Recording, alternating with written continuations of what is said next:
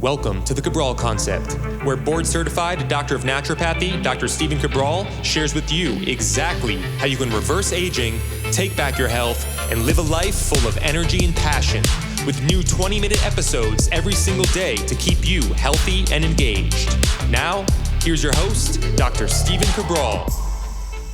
All right, everybody, we are back with Cabral Concept episode 2776 of the show. Can't wait to get into today's episode, which is going to be all about the 11 signs and symptoms that you may have leaky gut syndrome. So leaky gut syndrome is essentially a leak, a permeability in the wall of your intestines. Now, if we take a look at my buddy Walter here, if you're watching this on video, you can see that below the stomach, you have about 20 feet or so of a small intestine and about 5 or 6 feet of large intestine.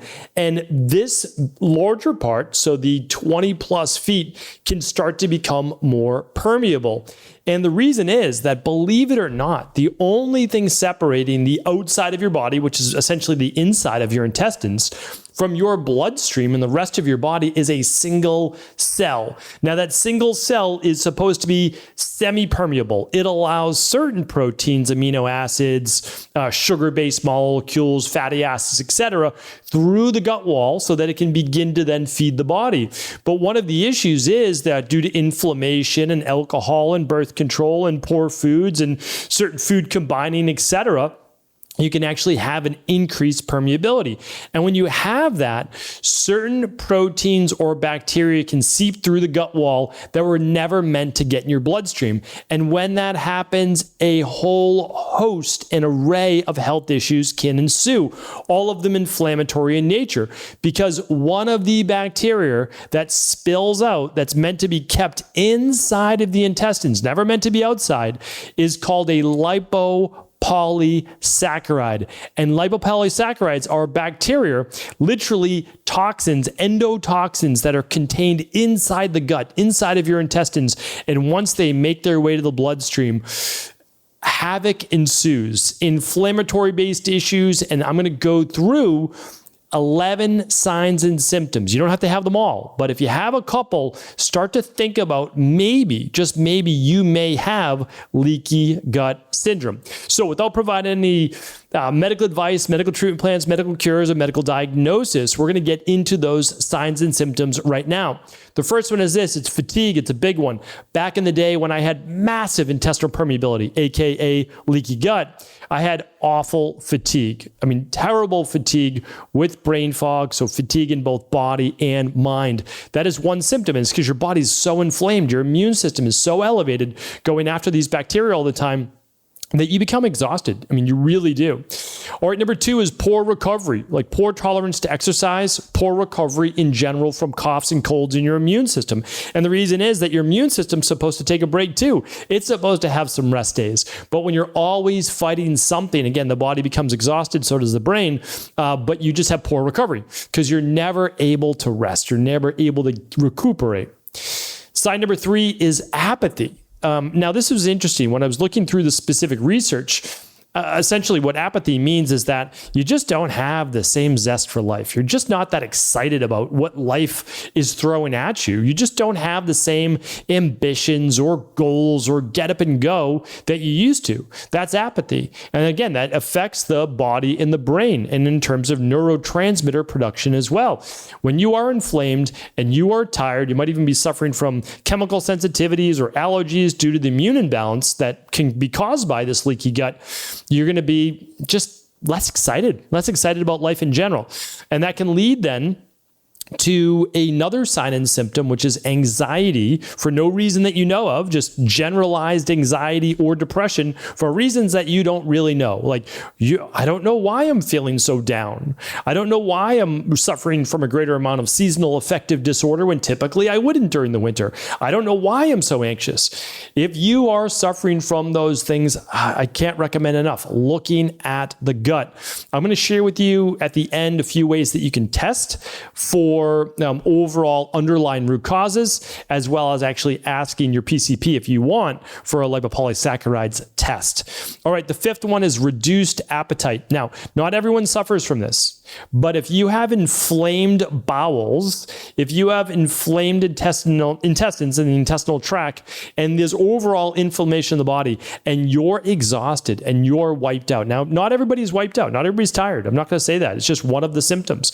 But if you are, it can actually reduce appetite. So you can be one of those people that begins to lose weight from all this inflammation and from just the lack of appetite. That's something I had back in the day when I was suffering from, again, like I said, massive leaky gut. Now, my reasons for leaky gut were definitely stress induced, but it was also eating certain poor foods, no doubt about it. And I believe it or not, from 14 years old to 17 years old, I was put on amoxicillin twice a day for over 3 years. So through my childhood and for 3 years, I took about 3,000 capsules of amoxicillin. Talk about destroying your gut microbiome, right? And that's what conventional medicine did. Now, I know they didn't mean it, but that's what they did to me, is when you give someone that many antibiotics, it can cause just awful imbalances in your gut microbiome and also causing leaky gut. That's very well scientifically researched now, and unfortunately, they still do it. Many dermatologists to this day put people on some type of antibiotic for acne. All right, the sixth one is this: lowered pain tolerance. I found this to be very interesting in the research when I was going through my studies, and lower pain tolerance is essentially an inflamed immune system. I mean, that's the thing. Like, you're more sensitive to, again, the outside world, to the environment, to chemical sensitivities, maybe even the EMFs, but you have a lower pain tolerance. And that was one that I found quite interesting in the research. Number 6 is glucose dysregulation. If you're waking up with higher levels of fasting glucose, whether you're testing that with a single stick glucometer or you have a continuous glucose monitor, that could be related to these lipopolysaccharides and leaky gut. Very, very possible without a doubt. And I would even say highs and lows, like dysregulated glucose. Sometimes it's high, sometimes it's hypoglycemia, sometimes it's low. So that's something to look at. The 9th one is obesity. So unlike the people that might have the lowered appetite and maybe even the issues around the fatigue, some people actually begin to gain weight. They begin to gain weight more from their genetic predisposition. And again, it doesn't mean that they have to gain weight, but more of the endomorph body type, more of the kapha body type. When they get inflamed, their body begins to then slow their metabolic rate. Slows the metabolic rate in terms of thyroid production, slows it in terms of overall dopamine. So they might have more of that apathy, and they have less get up and go as well. And they have a lowered metabolic rate. They start to get dysregulated blood sugar and they start to gain weight. So that's absolutely something to look at. Obesity is one of those potential causes. Now, obesity can be caused by a lot of different things, so don't get me wrong, but it was worth noting that it's directly tied, at least in some cases, to leaky gut. And believe it or not, I mean, when I was dealing with my health issues now over 25 years ago, they didn't even talk about things like leaky gut. Leaky gut in the late 90s was laughed at in conventional medicine. Now it's all over Harvard Public Health's website, right? So a lot changes in just literally 2 decades. And that's why be very weary about what conventional medicine is true science and not true science yet. You know, sometimes conventional medicine just needs a little bit of time to catch up. That's all. We'll give them a chance. All right. The 10th one is irritable bowel disorder. So basically, irritable bowel disorder, IBD, is a chronic form of IBS. So you've had irritable bowel syndrome for over 6 weeks, over 8 weeks, over 12 weeks. You start to just get labeled with a new label. Instead of it being irritable bowel syndrome, now it becomes irritable bowel disease. It's more of a chronic based issue. But again, irritable bowel disease always has an underlying root cause. Yes, inflammation is part of that, but what's the cause of the inflammation? That's what we need to figure out. That's what we need to look at. I'll share that in just a moment. All right, the 11th sign and symptom of leaky gut is metabolic syndrome. This is where it starts to progress. This is where it starts to get much worse. It can lead to all of the symptoms I've talked about before. It can lead to that glucose dysregulation. It can lead to the obesity. Actually, one I didn't mention is poor sleep. So they found that people with leaky gut actually have less REM and deep sleep, less repair in the body because their body, again, is always on. It's always activated, fighting some type of bacteria in the body. All right, but that 11th one, which is really an accumulation, it's been going on for a while now, it can lead to metabolic syndrome. Why is this important? Because metabolic syndrome is not one thing. It's a group of health-based factors that many people end up suffering from once they get into their mid-50s and beyond. Their body has been inflamed for so long.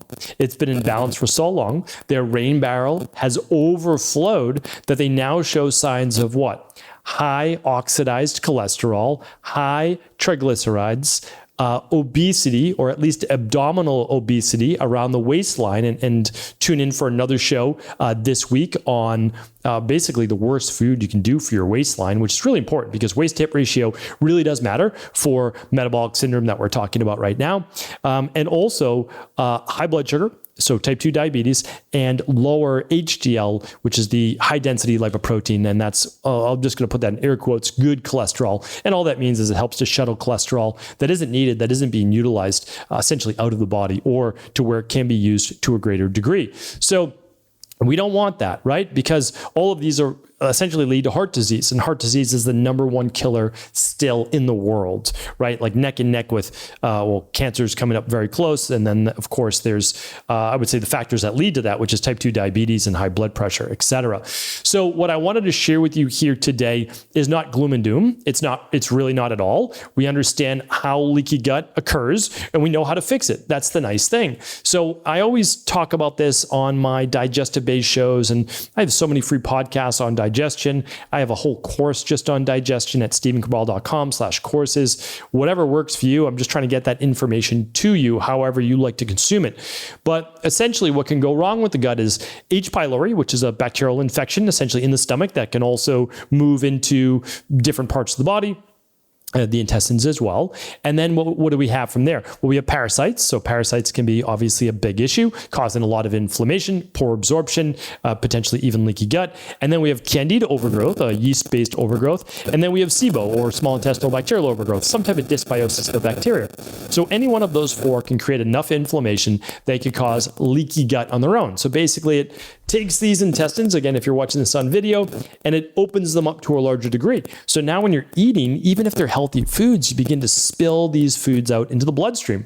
One caveat is that being on a keto high-fat diet can actually increase the amount of lipopolysaccharides that are moved from your gut, from inside of your gut to your bloodstream. And I'm not demonizing saturated fats. What I am saying is they have been clinically proven to increase lipopolysaccharides and inflammation in the body. This is verifiable. Please, you don't have to trust me. You can go and you can verify this on your own. Whereas monounsaturated fats don't have this same effect. So even if you want to be on a higher fat diet, then aim for those monounsaturated fats, which is more of the olives, olive oil, avocados, etc.